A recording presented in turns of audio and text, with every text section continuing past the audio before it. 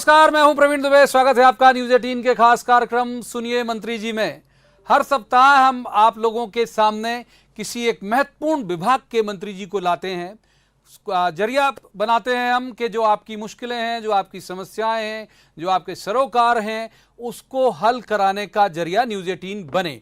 तो इस हफ्ते बेहद खास मेहमान हमारे साथ हैं, उनका परिचय मैं आपसे करा देता हूं। हमारे साथ हैं इमरती देवी जी, उनके पास महिला एवं बाल विकास मंत्रालय है। इमरती जी, बहुत स्वागत है आपका। हम पूरे इस अपने एक प्रोग्राम के जरिए पूरे मध्य प्रदेश से दर्शक जुड़ेंगे, आपसे सवाल करेंगे। आपके डिपार्टमेंट से जुड़े हो सकते हैं, आपके जो इंचार्ज वाला जिला है, प्रभार वाला, वहां से सवाल हो सकते हैं, और हम उम्मीद करते हैं कि आप उनको उनकी संतुष्टि वाला जवाब देंगे। तो शुरू करते हैं। सबसे पहले हम शिवपुरी से हमारे न्यूज 18 के एक दर्शक हैं, वो अपना सवाल करना चाहते हैं इमरती जी से। पूछिए अपना सवाल। माननीय मंत्री जी, जब से आपने विभाग का कार्यभार संभाला है तब से लेकर के अब तक आप आंगनवाड़ियों में क्या बदलाव देखती हैं? यही हमने भी पूछ लिया था शुरू करते ही। क्या बदलाव आपको लगता है, क्या बदला? इनने भी देखा होगा कि बीजेपी की सरकार में जो हमारी आंगनबाड़ियों में अभी तक भूस और कंडे और चने भरे रहते थे, कई जगह मैंने जा के पूरी आंगनबाड़ी खुलवाई हैं, अच्छे से साफ सफाई करा के उनको अच्छे से खुलवा के आज हमारे बच्चे आंगनबाड़ियों में जा रहे हैं।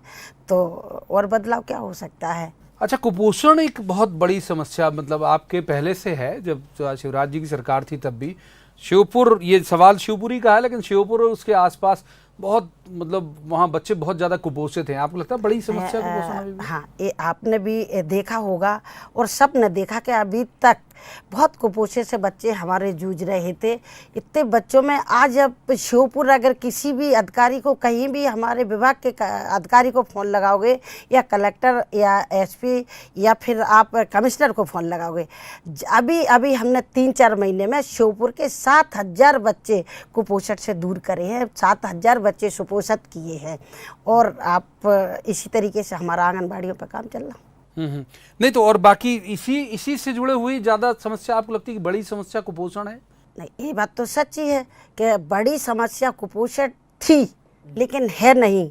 हम नहीं जानते कि कुपोषण कोई बीमारी है।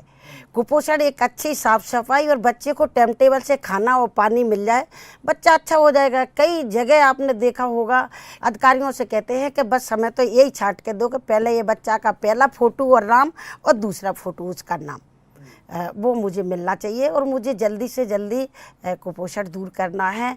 और आपने देखा होगा, अब आपने पूछ ही लिया था कि दिल्ली में बीजेपी की सरकार और उनने हमें इनाम दिया है, तो कुछ तो कर रहे होंगे। ये बात सही है। अभी पिछले दिनों एमपी की गवर्नमेंट को के महिला बाल विकास विभाग को इमरती जी ने जाके वो पुरस्कार जो है वो रिसीव भी किया था। हम रुक करेंगे इंदौर का, बड़ा जिला है और सबसे खूबसूरत और साफ सुथरा जिला है देश का। तो इंदौर से न्यूज 18 के एक दर्शक हैं, वो इमरती जी से अपना एक सवाल करना चाहते हैं। पूछिए अपना सवाल। मेरा नाम सेजल सिंह पवार। मंत्री जी से मेरा सवाल है, महिला बाल विकास जैसा प्रमुख विभाग आपके पास है, तो महिलाओं और बेटियों पर बढ़ते क्राइम के लिए आप किसे जिम्मेदार ठहराएंगी? आपने 1 साल में देखा होगा कहीं ऐसी घटना गलत नहीं सुनी होगी। और मैं भी जहाँ भी मीटिंग में जाती हूँ तो मुझे भी बेटियों पर और महिलाओं पर बहुत लगता है काम करने का। तो मैं जहाँ हमारी वैसी अंधेरी जगह थी वहाँ हमने लाइटें लगवाई हैं, और जहाँ ज़्यादा भीड़ भाड़ की जगह है, कॉलेज है, वहाँ हमने कैमरे लगवाए हैं। और मैं कहना चाहती हूँ, अपनी बेटियों से भी कहना चाहती है कि अपनी सुरक्षा खुद अपने हाथों भी करें और करना चाहिए। जितना दूसरे नहीं कर पाते, माँ बाप नहीं करते, हम बाहर निकलते हैं तो हमारी सुरक्षा हमको खुद करना चाहिए। और हम तो इस भाव में लगे ही है कि हमारी बेटियों की अच्छी सुरक्षा हो। अच्छा, एक ऐसा मसला है कि मतलब केवल कानून बना देने से, कानून तो बहुत लंबे वक्त से बना है रेप को लेके, और इवन उसमें फांसी की सजा, आजीवन कारावास की सजा तक है, लेकिन गांव में कई बार ये होता है कि भाई कोई रिश्तेदार, कोई उस तरह का करीबी व्यक्ति, तो जब आप जाती हैं मीटिंगों में तो बोलती हैं वो जो पुरुष लोग हैं उनसे भी है कि भाई समाज में इस तरह के संस्कार डालो कि महिलाओं का सम्मान हो, बेटियों का सम्मान हो। देखो, मैं आपके चैनल में खड़ी हूँ और ये बात पूरे हर जगह जा रही है।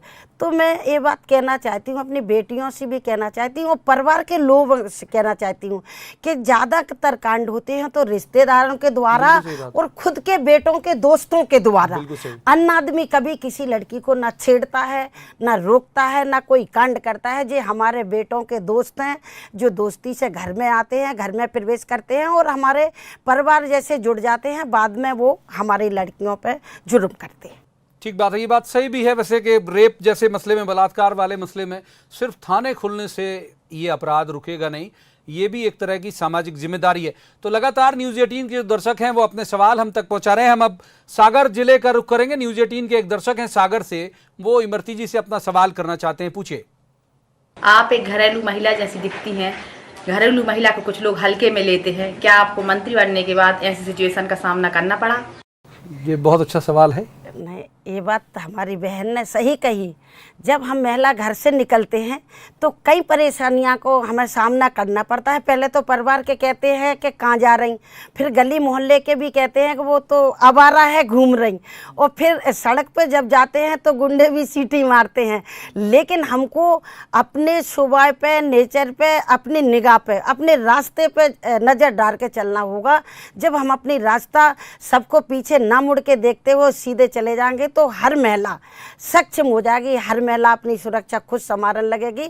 और ऐसे वैसे तो जब हाथी निकलता है तो पूछते रहते हैं, लेकिन हाथी किसी की तरफ नहीं देता है। में लेने का जो आशा है वो ये कह रहे हैं कि भाई अधिकारी या बाकी लोग आपका जो लुक है पल्ला वल्ला लेके और ऐसे घरेलू महिला जैसे आप दिखती हो, तो डरते हैं लोग कि नहीं अधिकारी या बाकी जो जब मैं घरेलू महिला हूँ, आज भी नेता हूँ, पर किसी की माँ भी हूँ, बहन भी हूँ, बुआ भी हूँ, नानी भी हूँ, तो मैं घरेलू, मेरा सर पे पल्लू डालना हमारा धर्म है और सर पे पल्लू डालने से कोई घरेलू नहीं बन जाता।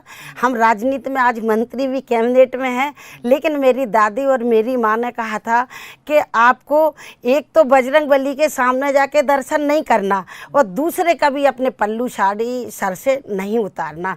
तो मैं मायके में भी बैठी होती हूँ तो इसी तरीके से रहती हूँ, ससुराल में भी इसी तरीके से, और राजनीति में मेरा सर पे पल्लू रहता है। आप लंबे वक्त से विधायक हैं, कैसे राजनीति में आने का ख्याल कैसे आया कि अब राजनीति करनी है?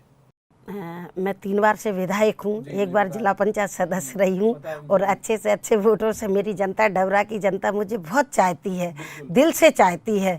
दिल दिमाग मेरे ऊपर उनका रहता है और मैं भी उनकी सुरक्षा के लिए हर बार खड़ी रहती हूँ। तो राजनीति में तो जब शुरू में मैं ससुराल आई, बहुत सारी महिला 2-4 राजनीति करती थी, भीड़ बढ़ाने के लिए हम लोगों को मोहल्ले से टेर के ले जाती थी, तो हम भी जाते थे।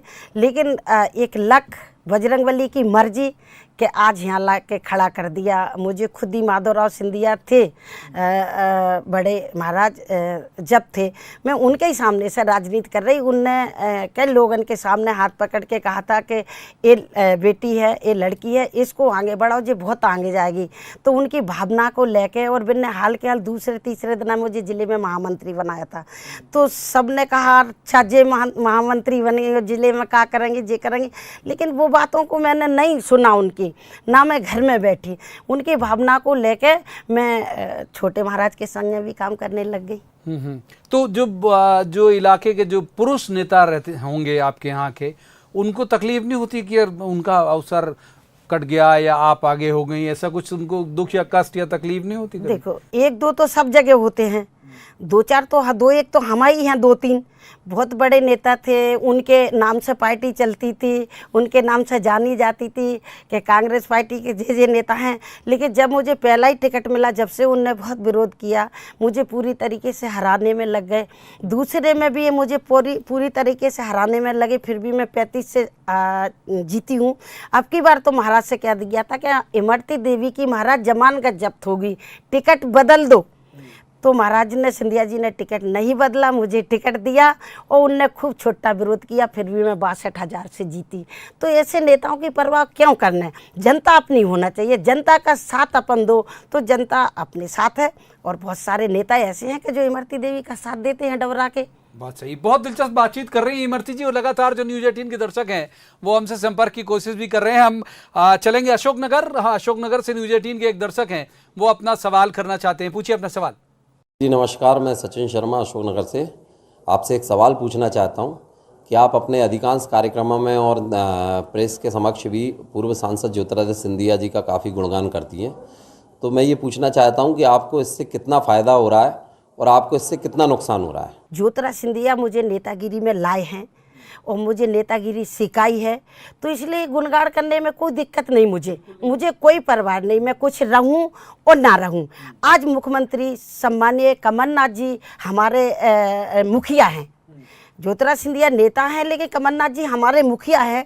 अगर आज वो मंत्रियों से हमसे कहेंगे कि अपन को ये काम करना है, जब अपनी सरकार अच्छी चलेगी ये काम, तो उनका बात भी मानने पर है। लेकिन ज्योतिरादित्य सिंधिया ने मुझे राजनीति सिखाई है, जिसको बुराई हो बनी रहे। मुझे मंत्री की परवाह नहीं है, मैं सिर्फ मान और सम्मान और भाव जानती हूँ कि अगर किसने मेरे साथ अच्छा किया है उसके साथ मैं भी अच्छा करूँगी, उनके गुणगान गाऊँगी। ये जो सवाल मुझे लगता है इनके दिमाग में आया होगा इमरती जी, वो ये कि एक ऐसा छवि है बाहर जो लोग करीब से नहीं जानते कि भी कांग्रेस खेमों में बटी है, एक खेमा सिंधिया जी का, एक खेमा दिग्विजय जी का, एक खेमा कमलनाथ जी का। इस वजह से शायद मुझे लगता है उनने सवाल पूछा होगा। नहीं तो पूछा है, मैंने जवाब दे दिया है। और मैं तो नहीं जानती, मैं जब से 1 साल से 12-14 महीना हो रहा है, मैं तो नहीं जानती ना। मैं गुटबाजी जानती हूँ कि क्या गुटबाजी होती। जब कमलनाथ जी बैठते हैं तो वहाँ सिंधिया जी बैठते हैं, वहाँ दिग्विजय सिंह भी बैठते हैं, सब हंस के अच्छी बातें करते हैं और बाद में जो पीठ पाछे क्या बनाते हैं लोग, मुझे पता नहीं। जब मैं सामने में देखती हूँ तो सबको हंसते देखती हूँ, बैठे देखती हैं। तो इमरती जी का कहना है कि भाई ये सब जो भी है वो किस्सा गोई है और वो जब भी सामने देखती हैं तो वो उनको बड़ी एकता दिखती है। मैं पढ़ी भी हूँ, मैं 12वीं तक पढ़ी हूँ, लेकिन मेरी पढ़ाई जो बचपन में हुई है, बाकी बाद मैं घर बैठ गई, 12वीं तक मैं पढ़ी हूँ, लेकिन मैंने नहीं देखा था। और अगर पढ़ाई का ऐसे मुद्दा होता तो चाहे कोर्ट हो, चाहे चुनाव आयोग हो, उनको पहले ही फार्म में डालना चाहिए ना कि इतने तक पढ़ा होना चाहिए तभी फार्म डाल पाओगे। मैं तो बस ये समझती हूँ कि विधानसभा में और लोकसभा में जाके जनता की, गरीबों की, किसानों की लड़ाई लड़ना है, वो मैं पूरी तरीके से समझती हूँ। क्यों, मैं एक किसान की बेटी हूँ।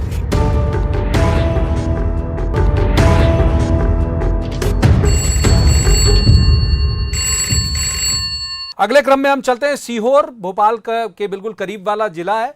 सीहोर से न्यूज़ 18 के एक दर्शक हैं, वो अपना सवाल करना चाहते हैं, पूछिए। मंत्री जी, मैं आपसे सवाल पूछना चाहती हूं कि आपके विपक्षी कई बार आपकी पढ़ाई पर सवाल खड़े करते हैं, हालांकि इससे आपके काम पर कोई फर्क नहीं पड़ता, फिर भी कभी पढ़ाई को लेकर आपको अफसोस हुआ है? मैं पढ़ी भी हूँ, मैं 12वीं तक पढ़ी हूँ, लेकिन मेरी पढ़ाई जो बचपन में हुई है, बाकी बाद मैं घर बैठ गई, 12वीं तक मैं पढ़ी हूँ, लेकिन मैंने नहीं देखा था। और अगर पढ़ाई का ऐसा ही मुद्दा होता तो चाहे कोर्ट हो, चाहे चुनाव आयोग हो, उनको पहले ही फार्म में डालना चाहिए ना कि इतने तक पढ़ा होना चाहिए तभी फार्म डाल पाओगे।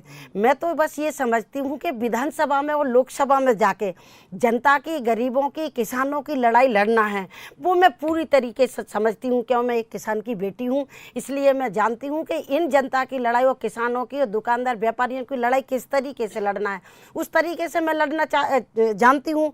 पढ़ाई करके मुझे ना तो विधानसभा में और ना लोकसभा जीत के कलेक्टर, एसपी तो मुझे बनना नहीं, बनूंगी तो विधायक, मंत्री। तो मैं अपनी लड़ाई पूरी तरीके से जनता की लड़ना जानती हूँ, जो जनता मुझे जिताती है। जब आप दौरे वोरे में जाती हैं अपने डिपार्टमेंट से जुड़े हुए महिला बाल विकास के किसी ऑफिस में, और तो कभी ऐसे गुस्सा आता तेज के कुछ दिखा कि हाँ ये गड़बड़ी है और ये तुरंत मतलब कुछ कार्रवाई करने जैसा कुछ ऐसा अभी खबरें नहीं आई आपके ऐसे गुस्से वाली? नहीं, कई जगह मैंने अपनी पर्यवेक्षकन को सस्पेंड भी किया है कि जहां हमारे 2-3 जगह पोषण आहार भी बेच रहा था, उन पे मैंने मुकदमा कायम कराए हैं, बेचने वाले पे और ख़रीदने वाले पे, दोनों पे। अब ऐसी कोई खबरें नहीं आ रही तो मैं अभी शांत हूँ। और जब अगर मैं तो सबसे और मीडिया के माध्यम से भी कहना चाहती हूँ कि जहाँ अगर गलत काम चल रहा हो तो इमरती देवी को बताएं। हमारा भी ऐप खुला है, मोबाइल खुला है, और उसके न्यूज़ हमें दे। और मैं तो ना तो किसी अधिकारी को और ना किसी को, मैं तो खुद ही अपनी गाड़ी उठाती हूँ, आंगनबाड़ियों पे सवेरे चली जाती हूँ और देखती हूँ जहाँ खराब काम है तो मैं पर्यवेक्षक को सस्पेंड करती हूँ। कार्यकर्ता अब ग्वालियर में आपने देखा होगा, एक कार्यकर्ता को मैंने भी नौकरी से हटाया है। कई जगह मैंने कार्यकर्ताओं को जो 3-3 दिन आंगनबाड़ी नहीं खोलती हूँ तो उनको मैंने नौकरी से भी हटाया है। पनियार में मैंने हटाया है। ऐसा नहीं, अगर काम अच्छा करते हैं और गुस्सा आने की बात है तो गुस्सा तो सुबह में होती है, नेचर में होती है। मेरे माँ बाप इतने खुश मिजाज थे तो मैं भी इतनी खुश मिजाज, गुस्सा आने का कोई मतलब ही नहीं। और नेता को कभी गुस्सा नहीं करना चाहिए। अगर वोट देने वाला जनता है वो 2 कहेगा 4 कहेगा, सुनना पड़ेगी। और अगर गुस्सा आ रही तो घर बैठ जाओ। बात सही कह रही हैं। हम रीवा से न्यूज 18 के एक दर्शक हैं, लगातार दर्शक जो है वो अपने सवाल हम तक भेज रहे हैं।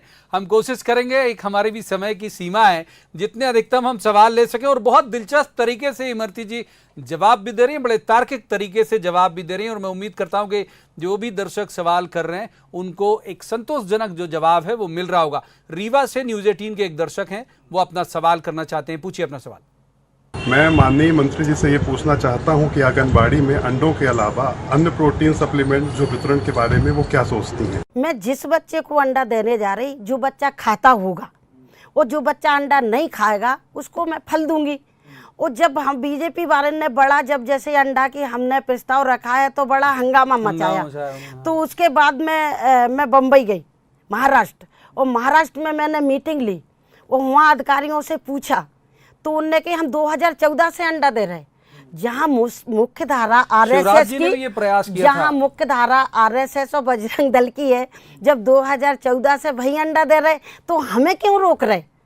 और मैं जानती हूँ कि अंडा एक मांसाहारी नन्ना शाकाहारी है, और जिस बच्चे खाएंगे उसे दूंगी, नहीं खाएंगे तो मैं फल दूंगी। इलाके में हो या भोपाल हो तो क्या दिनचर्या रहती है? आप छापा मारने जाती हैं या अधिकारियों की मीटिंग करती हैं? कैसी आपका दिन भर का क्या शेड्यूल रहता है सामान्य दिनों का? आपने देखा होगा भोपाल में रहते तो भोपाल में भी हम कई बार आंगनबाड़ी चेक करके गए। वे बहुत दिन से नहीं गए हैं क्योंकि आते हैं तो मीटिंग वगैरह में उलझ जाते हैं। आप लोग भी बुला लेते हो, कभी घर पहुंच जाते हो। तो अब और मैं जहाँ भी जाती हूँ और मैंने देखा है कई जगह तो इतना अच्छा खाना बन रहा हो कि मैंने खा के देखती हूँ। कई आंगनबाड़ी में जाती हूँ तो खाना अगर अच्छा नहीं होता तो उस समूह को मतलब हटाती हूँ, और अच्छा होता है तो समूह चल रहा। फिर जो कुछ खाना है ग्रामीण में वो स्कूलों के साथ है, उन पे ज़्यादा कार्रवाई नहीं कर पाती हूँ जो स्कूल से खाना आता है। लेकिन हमारा सवेरे का जो नाश्ता है, जो मध्याह्न भोजन आता होगा स्कूलों से। हाँ। एक दर्शक हैं गुना, जो इंचार्ज मिनिस्टर भी हैं वहाँ की, इमरती जी। तो गुना से न्यूज 18 के एक दर्शक हैं, वो अपना सवाल करना चाहते हैं। पूछिए अपना सवाल। माननीय मंत्री महोदय, मेरा आपसे एक खास सवाल है। गुना की सड़कों की हालत बहुत ही ज़्यादा खस्ता हालत है। सड़क में गड्ढे हैं या गड्ढों में सड़क है, इसका पता लगाना भी मुश्किल हो जाता है। ऐसे में दुर्घटनाओं के होने के आसार तो काफ़ी लगे ही रहते हैं। लेकिन सवाल ये भी है कि हम पूरे टैक्स बकाया समय पर चुकाते हैं, उसके बाद भी हमें बहुमूल्य सुविधाएं नहीं दी जाती हैं। क्या आप इस समस्या का निवारण करेंगी? ये भी आपका विभाग नहीं है, ये पीडब्ल्यूडी से जुड़ा हुआ, लेकिन चूंकि आप प्रभारी मंत्री हैं। हाँ, तो मैं प्रभारी मंत्री हूँ, इस नाते से वो मेरे से पूछ रहे, ऐसे कोई दिक्कत नहीं है। लेकिन जो बात है पीडब्ल्यूडी की है। लेकिन गुना में भी मैं गई हूँ, अच्छी सड़कें हैं। जो ज्योतिरा सिंधिया ने गांव गुना सीपरी अशोक नगर में करा है तो बहुत, चाहे 4 लाइन हो चाहे गाँवों की सड़कें हों, मुझे तो अच्छी लगी। लेकिन जहाँ अच्छी नहीं होंगी वहाँ मैं कलेक्टर से बात करूँगी, और अगर मैडम ने बात कही है तो ये आवेदन कलेक्टर को देना चाहिए। एक जो सवाल है पॉलिटिकल में ज़रूर से कर लेता हूँ कि कई बार इस तरह की खबरें आती हैं कि सिंधिया जी को जो उनका वाजिब हक है, जो वाजिब जगह है, वो नहीं मिल पा रही लंबे वक्त से। बहुत सारी इसको लेके जो उनके समर्थक हैं वो कहते भी हैं कि भाई अब बहुत देर हो रही है, उन्हें जल्दी कहीं ना कहीं ठीक से एडजस्ट होना चाहिए। आप कह रहे तो मैं आपसे बता रही, सिंधिया जी जगह के भूखे नहीं हैं। सिंधिया जी नेता हैं, पद हो ना हो फिर भी वो नेता हैं, और ना उनकी कोई ऐसी मांग रहती है कि हमें नहीं ये पद चाहिए। चाहे कांग्रेस की सरकार केंद्र में थी तो वो मंत्री थे, अब खुद ही सांसद रहे। अब को जो भी जनता की इच्छा रही हो, जो भी भावना रही हो, अब की बार वो हार गए चुनाव, लेकिन अभी भी वो अपना क्षेत्र नहीं छोड़ते। और जो आज गुना सीपरी में सांसद बने हैं वो नहीं एक लोटा पानी किसी को पिला पाएंगे। उनने तो सारी सीपरी गुना में पाइपलाइन डरवा के पूरे क्षेत्र में पानी दे रहे हैं, और वो अच्छा काम करते हैं। तो पदों से काम नहीं होते, काम तो करने से होते हैं। मैं कभी जब मैं राजनीति में थी तो पद नहीं थी, और मैं विपक्ष में 10 साल बैठी तो शायद मैं जानती हूँ कि मंत्रियों के काम अधिकारी नहीं करते थे, और मैं जाती थी विधायक के नाते मैं अपने काम करा ले आती। तो ये तो अपने खुद के उससे होना चाहिए। ऐसे सिंधिया जी तो हर काम में अब सक्षम है। ठीक है। अच्छा, एक बात, एक जो दर्शक का सवाल था उसी से जुड़ा हुआ पूछ लेता हूं मैं। उन्होंने कहा आप बड़े घरेलू महिला जैसी दिखती।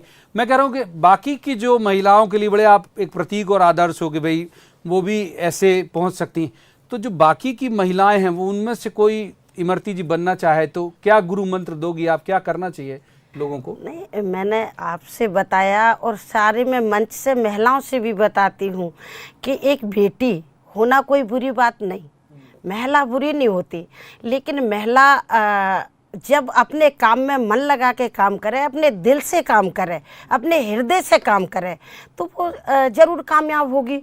और आज तो देखा है कि अब सरपंची के चुनाव आ रहे, जनपद, जिला पंचायत सभी, और पार्षद, महापौर, नगर पालिका अध्यक्ष चुनाव आ रहे, तो आपने देखा होगा 50% आरक्षण है हमारे इनमें, लोकसभा विधानसभा छोड़ के। तो जो हमारी महिला अगर चुनाव लड़ने जाती हूँ, मैं मीडिया के माध्यम से सभी महिलाओं से कहना चाहती हूँ कि अगर तुम्हारे पति, ससुर और देवर जब चुनाव में तुम्हें खड़े करते हैं, सिर्फ फार्म भरने तुम जाती हो, लेकिन जब फार्म भरने जाओ तो अपनी शक्ति के साथ कहो कि अगर फार्म भरवा रहे हो, चुनाव जीतूंगी तो मैं खुद काम करूंगी। ठीक बात। लेकिन हमारी महिला भी घर में बैठती हैं, कुर्सी पे पति बैठते हैं, देवर बैठते हैं, ससुर बैठते हैं, वो खुद जाने की कोशिश नहीं करती। और जब फार्म डालने जाए तो कहे कि साहब राजनीति अगर करा रहे तो मैं खुद करूंगी, मैं अपने अधिकारियों से, कर्मचारियों से खुद अपनी परिचय बनाऊंगी। तो मैं तो इन महिला होकर और महिलाओं से कहना चाहती हूँ कि अगर राजनीति में आना है तो खुद आओ बाहर निकल के, और अगर बाहर निकल के एक महिला आती है तो महिला घर का काम भी कर लेती है और बाहर का काम भी कर लेती है। बहुत महत्वपूर्ण बात इन्होंने कही। और दर्शकों को याद होगा कि जब पंचायत और ग्रामीण विकास मंत्री इसी प्रोग्राम में आए थे तब एक दर्शक ने उनसे इसी तरह का सवाल किया था, वो भी महिला थी, कि क्यों सरपंच पति या पार्षद पति और ये सब सक्रिय रहते हैं और महिलाओं के अवसर छीने जाते थे। बहुत महत्वपूर्ण बात उसको लेकर इमरती जी ने कही। इमरती जी, आपने अपने व्यस्त कार्यकाल के बावजूद वक्त निकाला न्यूज़ 18 के इस मंच में, बहुत बहुत धन्यवाद आपका। तो इस हफ्ते इतना ही। हम आपसे जाने से पहले एक अपील जरूर करेंगे कि जो मैंने शुरुआत में भी कहा था कि जिस भी मंत्री जी को आप देखना चाहते हैं इस फोरम पर जहां हम आपसे सीधे संवाद करा सकें तो जरूर हम तक पहुंचाइएगा। हम कोशिश करेंगे कि हम जरिया बने आपके और उनके संवाद और मुश्किलों के निराकरण का। आज के इस कार्यक्रम में इतना ही। अगले हफ्ते किसी खास मंत्री जी के साथ होगी मुलाकात। तब तक आप देखते रहिए न्यूज़ 18 मध्य प्रदेश छत्तीसगढ़।